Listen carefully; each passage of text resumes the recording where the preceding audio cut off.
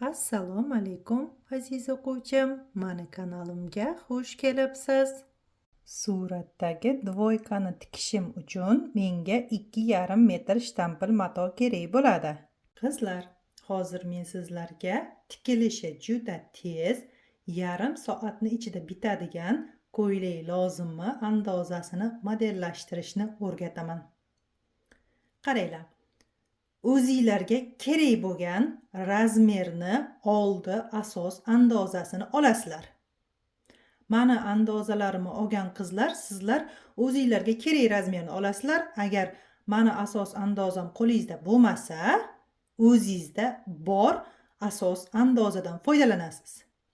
Ustiga bir qavat klyonka qo'yib, keyin mana shu o'lchamlardan foydalanib ko'ylakni oldi va orqa qismini chizasiz. Yelkadan 15 cm qo'shasiz. Yengiga 20 cm pastga tushasiz. Beldan 5 cm chiqasiz. Etek kengligini 35 cm qilib olasiz. Etekni uzunligini 45 cm. Etek uzunligini o'zingizning xohishingizga qarab yanada uzaytirib olsangiz bo'ladi. Keyin bokovoydan ikkita yoni osilib qolmasligi uchun 3-4 cm tepaga chiqasiz. Shunda etagi mana shunaqangi yoysimon bo'ladi. Mana shu narsaga ahamiyat beringlar qizlar. Agar mana shu joydagi 3-4 cm ni olib tashlamasangiz, ko'ylakni ikkita yoni osilib qoladi. Modellashtirib olgan andozamni bo'yin o'yindisini gorizontal 8,5, vertikal 13 cm qilib o'lchab chizib oldim. Undan keyin bo'yin o'yindisidan 4 cm pastga tushdim.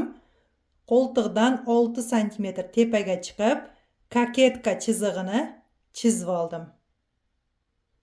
Endi bu chiziqni kesib olaman. Kesgan vaqtimda va bu andozalarni matoga qo'yganimda mana shu joyiga 1 cm dan chok haqi qo'shib kesaman. Modellashtirib olgan andozamni kesib oldim. Andozani etek qismini bichayotgan vaqtimda oldiga mana bu tomoniga 10 cm burma hisobini qo'shaman. Orqasiga 5 cm burma hisobini qo'shaman. Shunday qilib, endi bu andozani bemalol matoga qo'yib, ko'ylakni bichib olsam bo'ladi.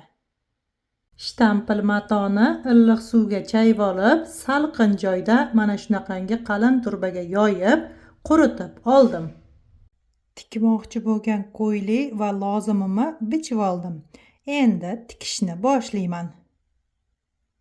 Ko'ylakni tikishni birinchi bo'lib koketkadan boshladim. Koketkaga etekni burmaga yig'ib tikib oldim. Endi yelkalarini tiksam bo'ladi. Ko'ylakni yelkalarini tikib oldim. Endi bo'yinga kasabeka tikaman. Qaranglar qizlar. Etekni chokini tepaga qaratqizdirib, yotqizib, ustidan 0 strochka bilan tikib oldim. Undan keyin bo'yin aylanasini mashinani chokini 5 ga qo'yib, aylantirib tikib oldim. Endi mana shu chokni burmaga yig'aman. Keyin ustidan kasabekani tikib olaman. Kasabekani har doim chap yelka chokidan boshlab, qo'l chokida o'ng tomonidan tikib chiqaman. Qaranglar qizlar. Kasabekani o'rtasini ochib olib, ichiga bo'yinni solaman. Va mana shunaqa qilib o'ng tomonidan qo'l chokida aylantirib tikib chiqaman. Shunda kasabekam bitta tikkanimda o'xshab chiqadi. Qo'l chokida tikib olgan kasabekamni keyin mashinaga solaman. Mashinaga solgan vaqtimda o'ng tomonidan tikaman. Har 2 cm da lapkani ko'tarib tushiraman. Shunda kasabeka mana shunaqangi chiroyli bo'lib chiqadi. Aylanib ketmasdan joyida bo'lib chiqadi.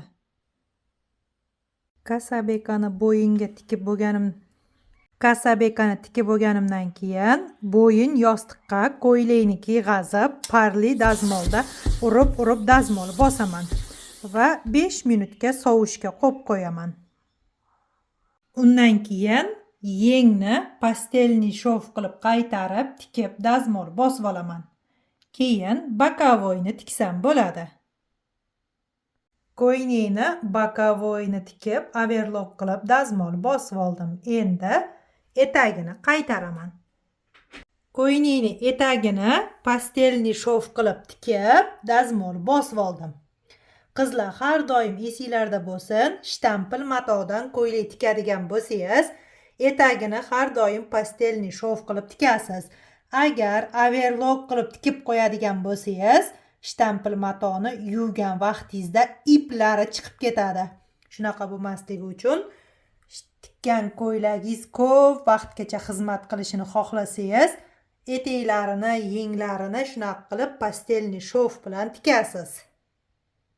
Mana chevarchilik sirlari kitobim va chok haqi ichida bo'lgan tayyor andozalarim sotuvda Ipodrom bozorida bor.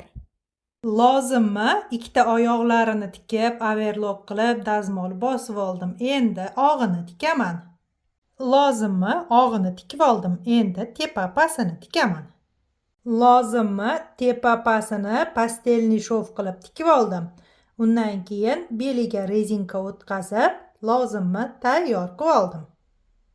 Ko'rib turganingizdek, ko'ylak lozimmi tikib bo'ldim.